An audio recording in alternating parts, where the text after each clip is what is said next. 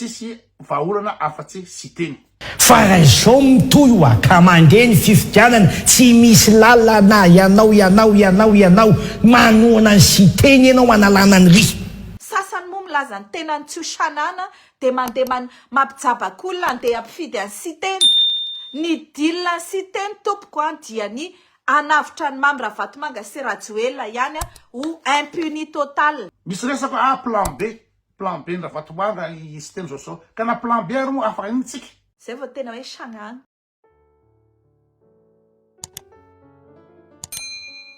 Mienjana ny tady eo amin'ny Kotlila Maitsoamby sy Faniry Soerinaivo manoloana ny raharaha politika eto Madagasikara. Na dia samy tsy mila ny Andry Rajoelina eo amin'ny fitondrana ntsony azy izy roa reto, dia samy hafa mihitsy ny fomba fijery amin'ny raharaha politika izay tena mifamaofao tanteraka ankehitriny. Manoloana ny resaka fifidianana filoham-pirenena izay ho tanterahana ny 12 ny volana Novambra 2024 araka ny fanapahan-kevitry ny fitsarana avy momba ny lalam-pandrenana. Nisy vidéo nataon'ny Kotlila Maitsoambo tao amin'ny tambazotra tserasera Facebook izay manentana ny vahoaka malagasy rehetra hifidy ny kandida sy teny Randriana Solonyaiko tao aoriana ny fandaharana manokana izay nataony Alain Andriamseza tao amin'ny Real TV. Toy izao ny fanehoan-kevitry Alain Andriamseza tamin'ny fandaharana manokana izay nandeha tao amin'ny Real TV tamin'ny 10 Novambra 2024 lasa teo.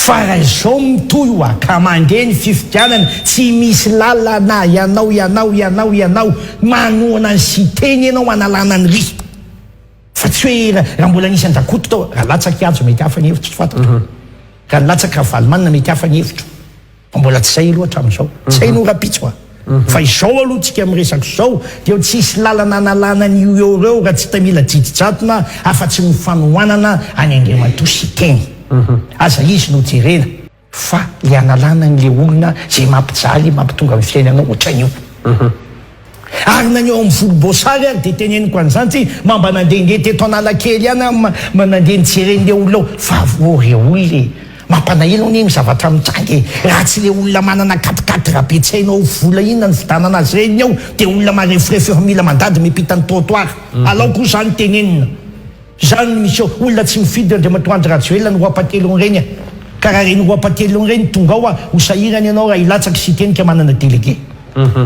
zay dikan'izany raha ny tena izy raha za zao ny amin'ny folo kandida rehefa tena tsisy hevitra asiko délégué anaraka daholo any amin'ny faritry Madagasikara sikiriko atany amin'ny tsinay maiky ny hitako ny alatra zay ny option farany dia avokako amin'ny vahoaka manontolo zay angamba ny CIV ny communauté internationale reto daholo ny alatra fa Alain Andriamseza miaraka aminay reto ny voalohany eo amin'ny 13 milliards tafity to rehefa zay ny dedavina. Toy izao kosa ny fanehoan-kevitra izy mianadahy mikasika an'io resaka fifidianan'io.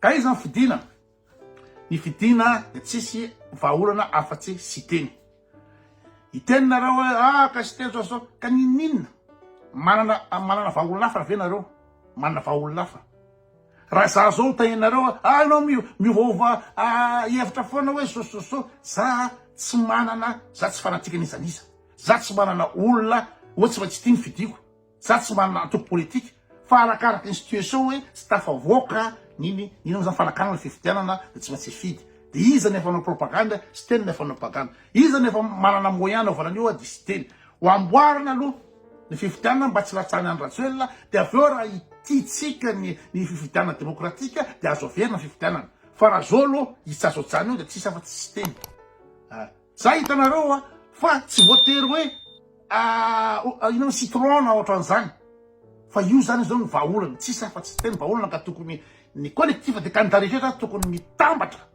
mitambatra hiaraka ny hoanany sy teny mitambatra rehetra hiaraka ny hoanany sy teny mba tsy latsahany izy hoe Andry Rajoelina tsy iverena Andry Rajoelina amin'ny toerany. Ianareo le manentan'olona andeha amin'ny fifidianana io atao ahoana moa zany ny HCC rehefa manao hoe tsy azo raisina sady tsy mitombona atao ahoana opaopaina eto amin'ny Facebook hoe dondrina nandra vendrana sanana dia vita dia andana miasa ny Suisse zay nanaovana an'le olona sa atao ahoana inona ny solution anao zany anaovana an'io HCC efa hita fa mitanila io zay vao miteny amin'ny olona hoe andana mifidy fa tsy ampijoboana ohatran'izany olo. Ny communauté internationale efa hitatsika io, hitapoko, hitam-pirenena, fa tsy mandrarahana ny kely akory an'izany Madagasikara zany. Fa ny anazy ny fantany dia hoe tsisy raha mandrika ao Madagasikara, nefa efa mandrika ny raha ao. Na io olona maratra, vakiloha, vony tongotra, vony vaniny, vony masony, kandida anankiray, vony masony. Efa raha mandrika io tompoko. Efa ataontsika hoe misy raha mitete eo amin'ny saina malagasy, efa mandrika ny raha. Fa tsy hoe misy maty vao hoe raha mandrika. Ny etsy andaniny ho an'ny Kotlilay Maitsoambo izay miombon-kevitra amin'ny Alain Andriamseza dia raha tsy maintsy ho alefa ihany ny fifidianana dia aleo manohana an'izay kandida mety manana potentiel andresena ny Andry Rajoelina amin'izany fifidianana izany, satria hatreto aloha dia mbola ny kandida Siteny Randrianasolo Nyaiko no hita fa afaka mahavita an'izany tsara. Raha lany izany Siteny dia mbola misy ny posibilité ahafahana anadio sy anova ny rafitra politika ary ny lalam-panorenana eto Madagasikara.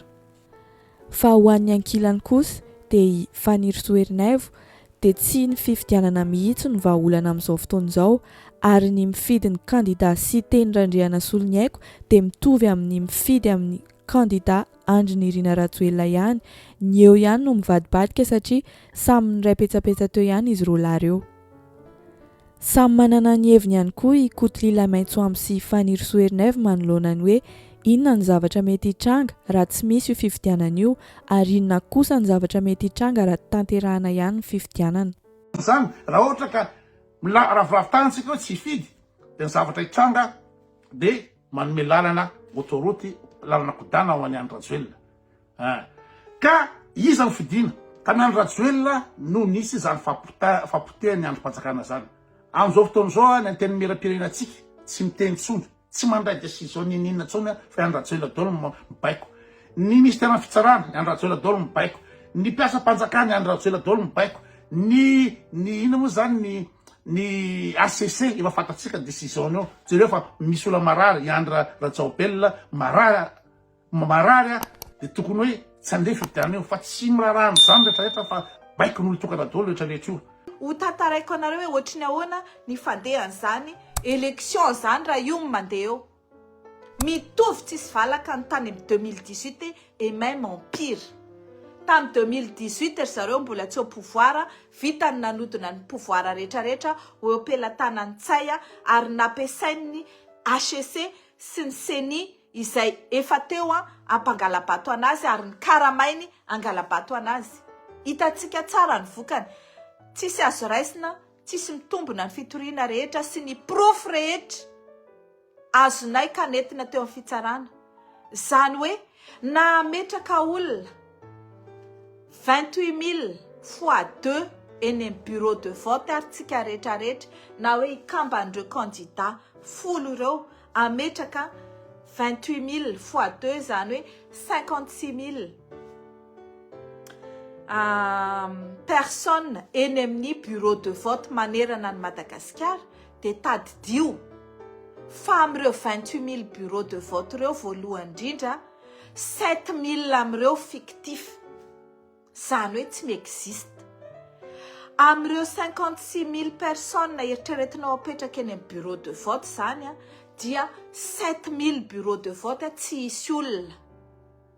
Ao anatin'izay 7 000 bureau de vote zay dia ao amin'ny logiciel fanisam-batony CENI no misy an'ireo bureau de vote fictif ireo.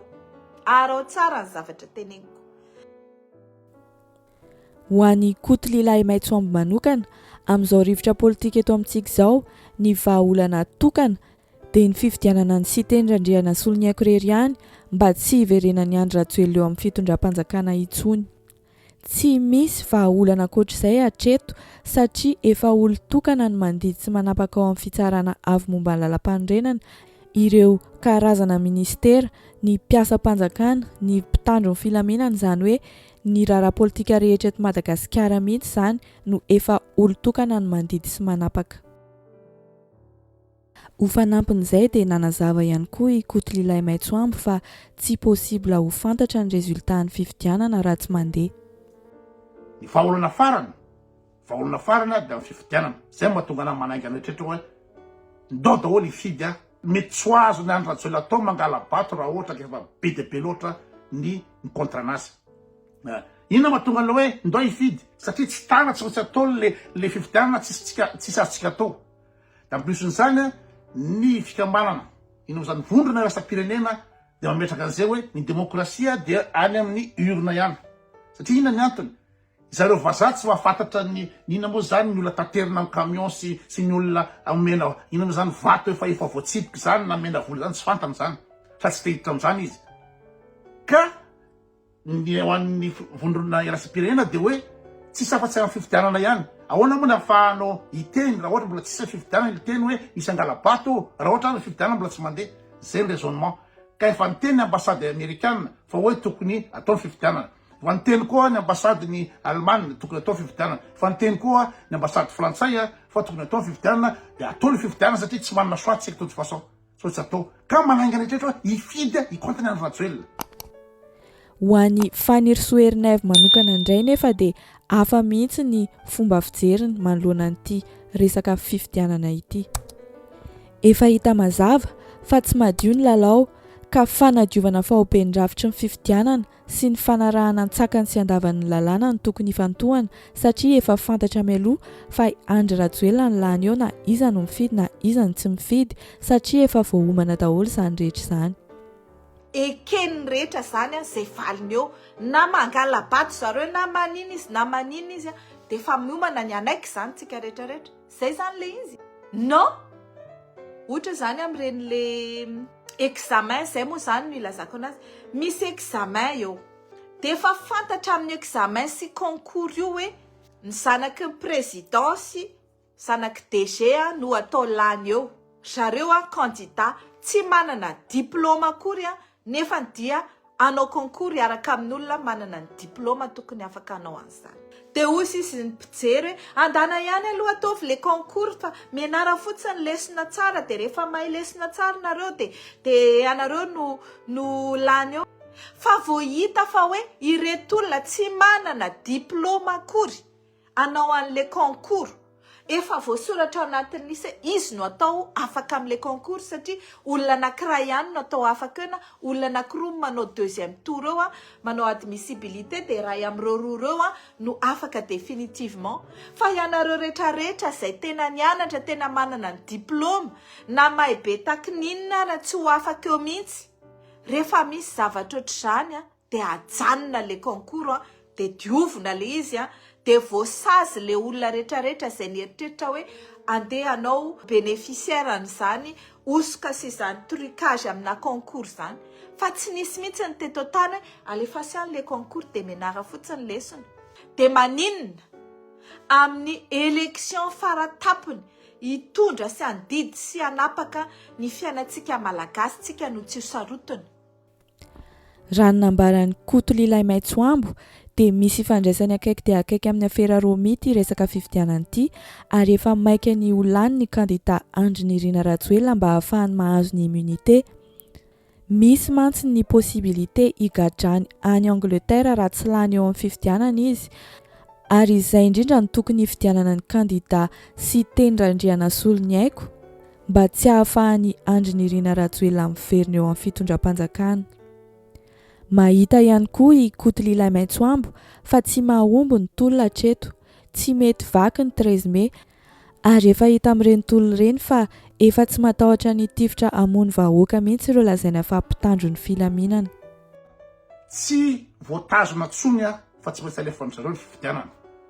Satria be dia be ny antony tsy maintsy andefana ny Andry Rajoelina io satria raha mipoaka ny aferan'ny Romy any Londres ka tsy filoham-pirenena intsony izy fa olon-tsotra da alainy ina moa zany Interpol any izy gadrany any Angleterre. Zay mamaika anazy amin'io idinianareo zany.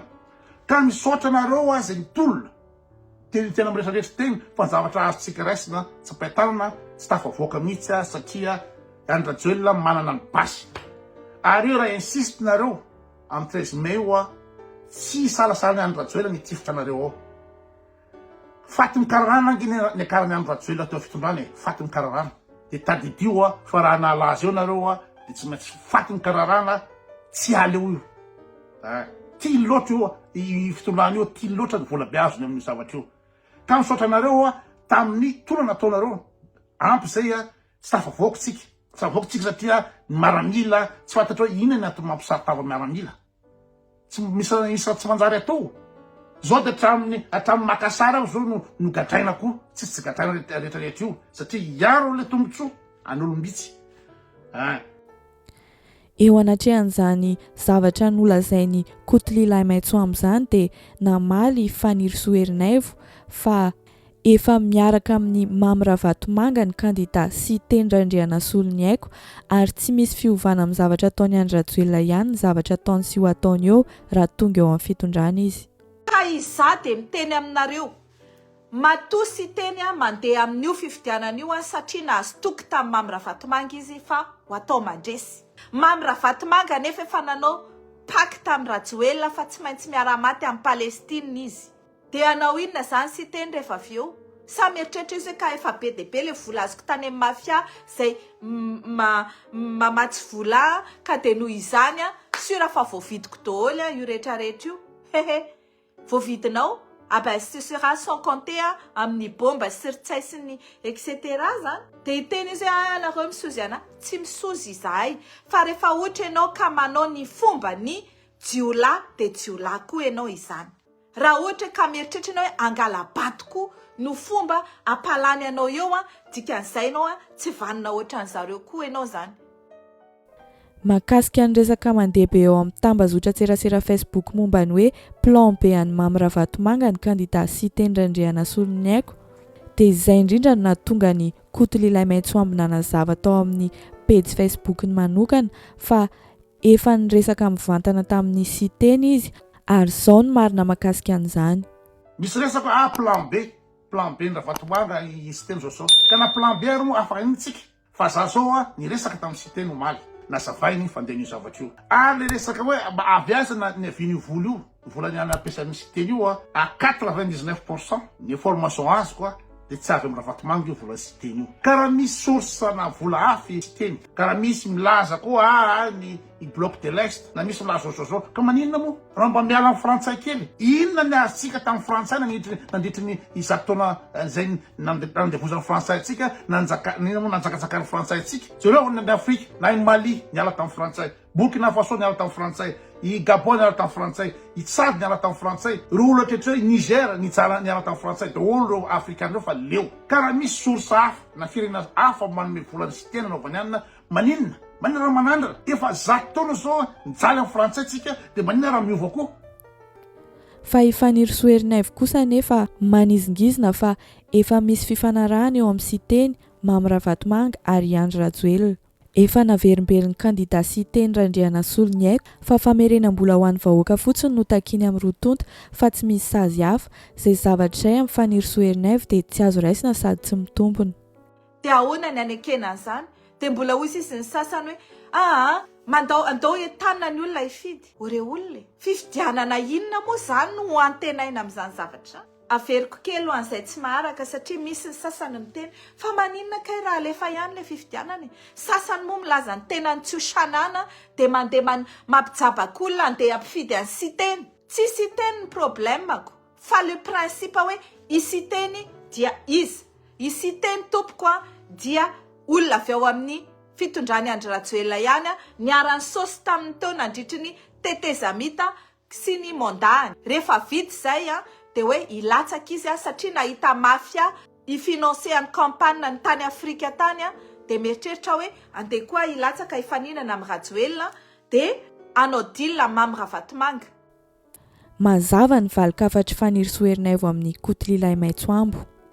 Tsy mila ny Andry Rajoelina sady tsy mila ny sy Tendrandrianasolo ny aiko eo amin'ny fitondram-panjakana izy. Ny deal siteny tompoko dia ny anavitra ny Mamy Ravatomanga sy Rajoelina ihany ho impuni total naverimberiny izany tsy anenjika ary tsy anagadra nireo mpitondra teo aloha izy fa sainy mamerim-bola fotsiny. Tosisy ianao hoe zay vao tena hoe sanagna tsisy olona mpangalatra ataonao an'izany hoe avereny fotsiny le vola nangalarinao le nalefanao ary amin'ny compte offshore ary tsisy olona naiky an'izany fa matona sinany fanasaziana isan-karazany satria ny olombelona tsy mahay mihitsy raha izany ny anaovanao anazy. Ary ny lalàna tsy milaza koa hoe raha misy olona manodikodina volam-panjakana sy mambotry firenena dia il suffit d'ouvrir un compte dia atenenina izy hoe noho ny fiampavanam-pirenena sy ny fihavanana satria ianao nanao izay hampandany anahy teto dia averenao amin'io compte io fotsiny le vola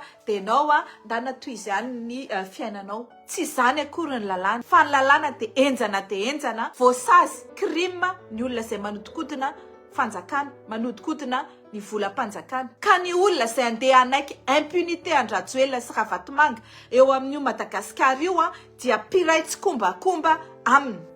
Ankoatr'izay dia tsy ny fanatanterahana ny fifidianana mihitsy ny tokony mahasoana ankehitriny fa ny fanohizana ny tolona sy ny fanadiovana ny fifidianana.